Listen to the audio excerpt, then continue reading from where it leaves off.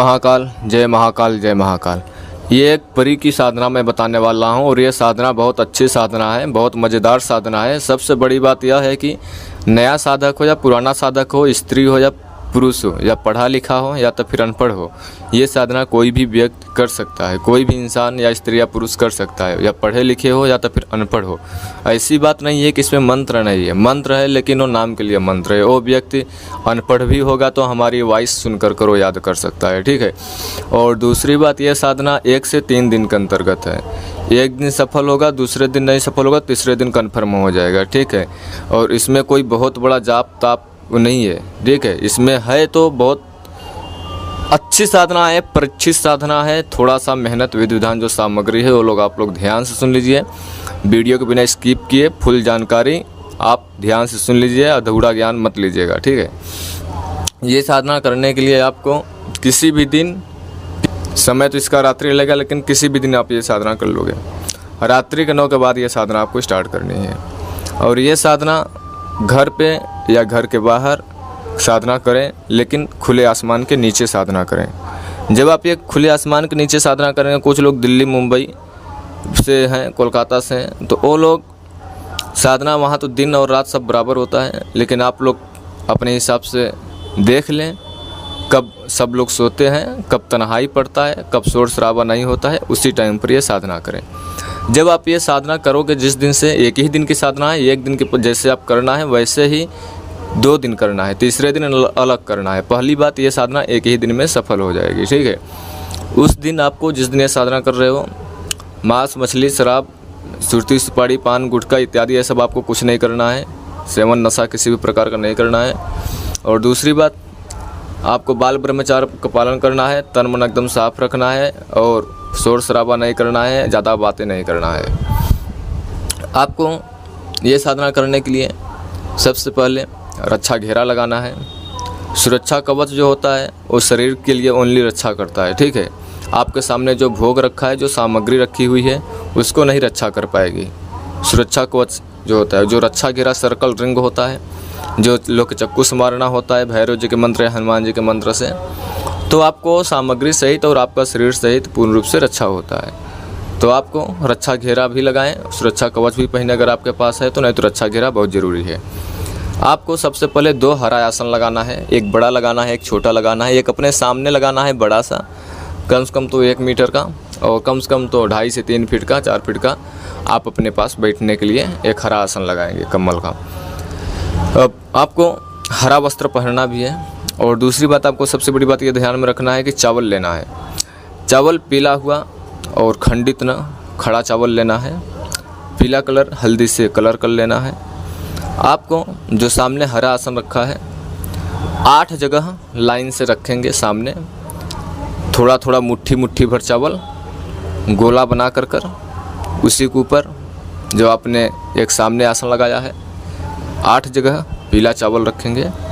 4 अलग बीचों बीच एक आप चौमुखा दीपक जलाएंगे, 4 ज्योति वाला। थोड़ा सा आपको मूंगफली लेना है और आपको इत्र लेना है, इतना सामग्री लेना है। और एक जटा वाला नारियल लेना है जिसमें पानी होता है।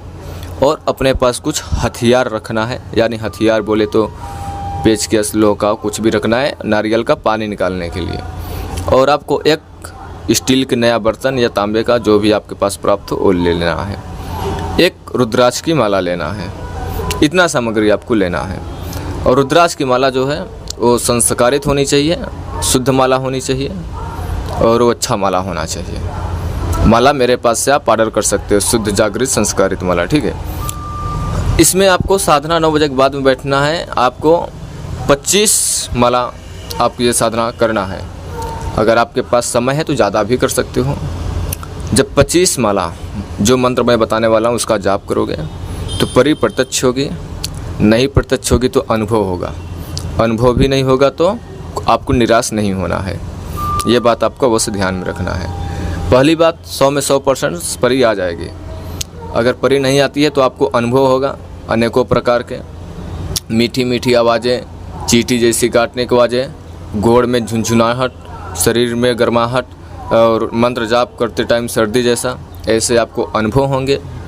और वहाँ का वातावरण भी चेंज होगा जब आप साधना कर रहे होंगे। जो इत्र है वो अपने ऊपर लगा लेना है। जो स्टील का बर्तन है उस पर नारियल का पानी जो है निकाल कर रख देना है और नारियल फोड़कर वहीं पर उसका खपड़ी से बाहर निकाल देना है, ठीक है। और आपको जब ये व्यक्ति स्त्री व पुरुष जो कर रहा है उसी को अनुभव होगा, उसी को साथ दिखाई देगा और उसी के साथ शक्ति रहेगी, परी रहेगी, दूसरे को कुछ नहीं दिखाई देगा, ठीक है। ये बात अवश्य ध्यान में रखना है आपको। इसमें कोई भी व्यक्ति साधना कर सकता है। अगर माना कि अगर आपने ये साधना पहले दिन अगर आपने नहीं सिद्ध हुई, किसी कारण बस आपको साधना नहीं संपन्न हुआ, दूसरे दिन सेम टू सेम इसी प्रकार से 25 माला सुपर, 26 माला, 30 माला, 28 माला जो आपसे बनता है साधना करना है सेम टू सेम उसी प्रकार से जैसे आपने पहले दिन किया था। अब आपको ध्यान में रखना है कि दूसरे दिन भी अगर गुरुजी साधना नहीं सफल हुआ तो आप क्या शर्तें रखते हो। शर्तें वाली मैं यहाँ पे बात नहीं कर रहा हूँ, मैं आप लोगों के यहाँ पे ओरिजिनल विधि विधान की बातें बतला रहा हूँ। आपको ये बात ध्यान में रखना चाहिए कि पहले दिन आपने जितनी माला जाप किया और साधना आपको नहीं सफल हुआ, फिर आपने दूसरे दिन जितनी माला जाप किया फिर भी आपका साधना नहीं सफल हुआ, दोनों दिन का जितना माला आपने मंत्र जाप किया उतना जोड़ लीजिए कितना होता है। अब तीसरे दिन आपको मंत्र नहीं जाप करना और इतना सामग्री लेकर नहीं जाना, ओनली हवन करना है। हवन जितना आपने 2 दिन में मंत्र की माला की जाप की है उसका दशांश हवन करना है। ये बात आपको बस ध्यान में रखना है। जब दशांश हवन करोगे तो इसमें मैं 100 में नहीं तो बोले तो 200% शक्ति को आना कन्फर्म है, निश्चित है, 1000% कन्फर्म है जब आपने हवन कर दोगे, ठीक है। नहीं तो कुछ साधक के पहले दिन ही सफल हो जाते हैं, नहीं दूसरे दिन कन्फर्म है। आखिरी बार में अगर नहीं सफल होता तीसरे दिन दशांश हवन करना निश्चित है। हवन में आपको घी, आम की लकड़ी, कपूर, पंसारी के पास से लेके आना है, हवन सामग्री मिक्स, और आपको हवन करना है। अब इसमें आपको सबसे बड़ी बात ध्यान में रखना है कि जो मंत्र है, मंत्र क्या है इसका। देखिए मंत्र बहुत छोटा है, ठीक है। मंत्र जो छोटा तो है लेकिन थोड़ा संस्कृत में है और आप लोग इसको ध्यानपूर्वक याद कर लीजिएगा पहले, तब आपको साधनाएँ करना चाहिए। साधना करने से पहले आपको गणेश जी का किसी भी मंत्र को उठा कर एक माला जाप करना है, जैसे कि श्री गणेशाय नमः, श्री गणेशाय नमः, श्री गणेशाय नमः, श्री गणेशाय नमः। इस मंत्र का आपको एक माला जाप कर लेना है पहले दिन, पहली माला, ठीक है। दूसरा आपके पास गुरु है तो गुरु के एक माला जाप करें, गुरु नहीं है तो किसी भी शिव जी का मंत्र का जाप करना है, ओम नमः शिवाय ओम, ठीक है। उसके बावजूद जो ये मेन मंत्र है परी का वो आपको 25 माला के ऊपर कम से कम करना है। ध्यान रहे जब आप माला जाप कर रहे हो, मंत्र जाप कर रहे हो तो आपको ध्यान नहीं भटकाना है, नज़र नहीं भटकाना है, मुख से आवाज़ बाहर आना है, ऐसा मंत्र जाप करना है। दाहिने हाथ से मंत्र जाप करना है और जो माला है ज़मीन पे नहीं टच होना चाहिए। ये बात को खासकर ध्यान में रखना है, कोई भी साधना करते हो ये चीज़ को ध्यान में रखना है, ठीक है। अब मंत्र क्या है ध्यान से सुन लीजिए। ओम होम चेतसा अस्य अष्ट सिद्धेश्वरी परि आगमी होम फट स्वाहा। ओम होम चेतसा अस्य अष्ट सिद्धेश्वरी परि आगमी होम फट स्वाहा। ओम होम चेतसा अस्य अष्ट सिद्धेश्वरी परि आगमी होम फट स्वाहा। ओम होम चेतसा अस्य अष्ट सिद्धेश्वरी परि आगमी होम फट स्वाहा। मंत्र यही था, पूर्ण जानकारी विधि विधान यही था। जब परी आती है तो 3 वचन में उसको ले लीजिए। जब भी मैं आपको बुलाऊंगा तो आपको आना पड़ेगा, जो मैं बोलूँगा सो आपको करना पड़ेगा, बिना मेरी इजाज़त का आप कोई कार्य नहीं करोगे। इतना 3 वचन परी के लिए बहुत काफ़ी होगा। आप ये परी को आप कुछ भी कार्य अपना कर सकते हो और कार्य निकलवा सकते हो। अपना दोस्त जैसा अदृश्य शक्ति अपने पास लाइफ में लेकर चल सकते हो। किसी भी दुनिया के इलाके में, किसी भी भीड़ भटक में आप घुस सकते हो, कहीं पर भी आप अपना जमा सकते हो।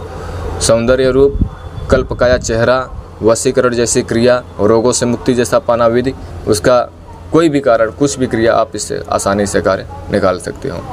अब आप लोगों को आदेश देना है, मैं बाड़ी को विराम दूंगा, बहुत जल्दी लौटूंगा एक रहस्यमय जानकारी के साथ। अगर आप लोगों को हमारी वीडियो पसंद लगती है तो हमारे चैनल को सब्सक्राइब कर लेना, लाइक कर लेना।